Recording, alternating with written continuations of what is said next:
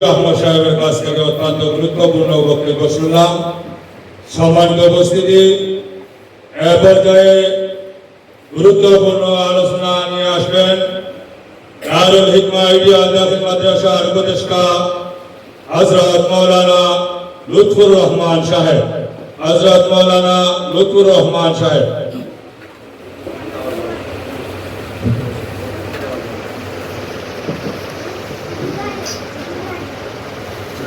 وصلى على رسوله الكريم.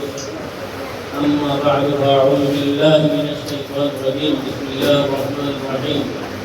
واعتصموا بحبل الله جميعا ولا تفرقوا. জুলাই অভ্যুত্থানে দিবস উপলক্ষে আজকে দোয়া মাহফিল আলোচনা সভার সম্মানিত সভাপতি উপস্থিত দারুল হিকমা আইডিয়াল মাদ্রাসা শিক্ষক কেন্দ্র এবং ছাত্র এবং অতিথিবৃন্দ সবাইকে আসসালামু আলাইকুম ওয়া রাহমাতুল্লাহি তাআলা ওয়া বারাকাতুহু। আজকে আমরা জুলাই অভ্যুত্থানের তৃতীয় বার্ষিকী উদযাপন করতে যাচ্ছি। জুলাই অভ্যুত্থান সংগঠিত হয়েছিল এদেশের এক বৈষম্যহীন সমাজ প্রতিষ্ঠার লক্ষ্যে ন্যায় ইনসাফ ভিত্তিক মানবিক একটি বাংলাদেশ গঠনের লক্ষ্যে জুলাই অভ্যুত্থান ছাত্র জনতা তাদের বুকের ছায়া রক্ত দিয়ে জুলাই অভ্যুত্থান সংগঠিত করেছিল। আমি তাদেরকে স্মরণ করছি, যারা নিহত হয়েছেন, শহীদ হয়েছেন তাদেরকে স্মরণ করছি এবং যারা বঙ্গবন্ধু বরণ করেছেন তাদেরকেও স্মরণ করছি। আল্লাহ পাক রব্বুল আলামিন তাদেরকে জান্নাতের উঁচু মুকাম দান করেন এবং বঙ্গবন্ধু যারা বরণ করেছেন তাদেরকে অতি দ্রুত সুস্থতা দান করেন। জুলাই অভ্যুত্থান সংগঠিত হয়েছিল একটি ইনসাফ ন্যায় মানবিক বাংলাদেশ গঠনের জন্য, কিন্তু আমরা কি দেখতে পাই? আমরা লক্ষ্য করছি যে জুলাই অভ্যুত্থানে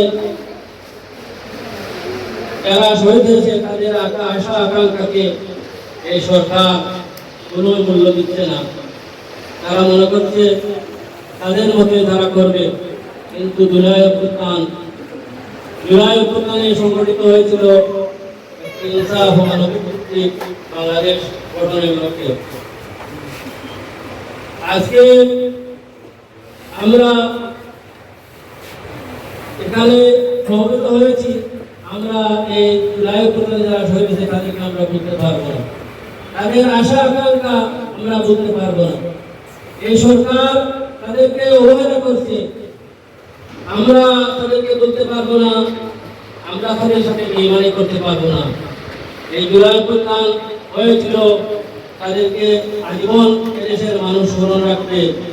আমরা চাই বাংলাদেশে যে গণভোট হয়েছে, জুলাই সনদ হয়েছে, এর আলোকে এই বাংলাদেশের নতুন একটি সংবিধান এবং সরকার পরিচালনা হোক, কিন্তু তারা তালবাহানা করছে।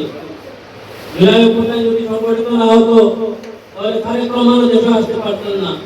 জুলাই অভ্যুত্থান যদি সংগঠিত না হতো এই শিলং এই সালাউদ্দিনও দেশে আসতে পারতেন না।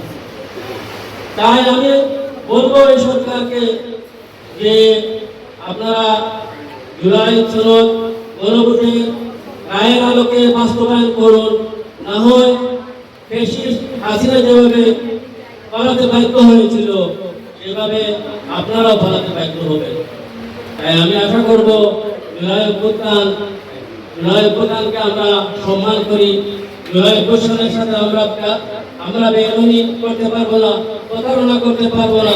জুলাই অভ্যুত্থানকে আমরা বাস্তবায়ন করে ছাড়বো, এই আশাবাদ ব্যক্ত রেখে আমি আমার কথা এখানে শেষ করছি। আলহামদুলিল্লাহ।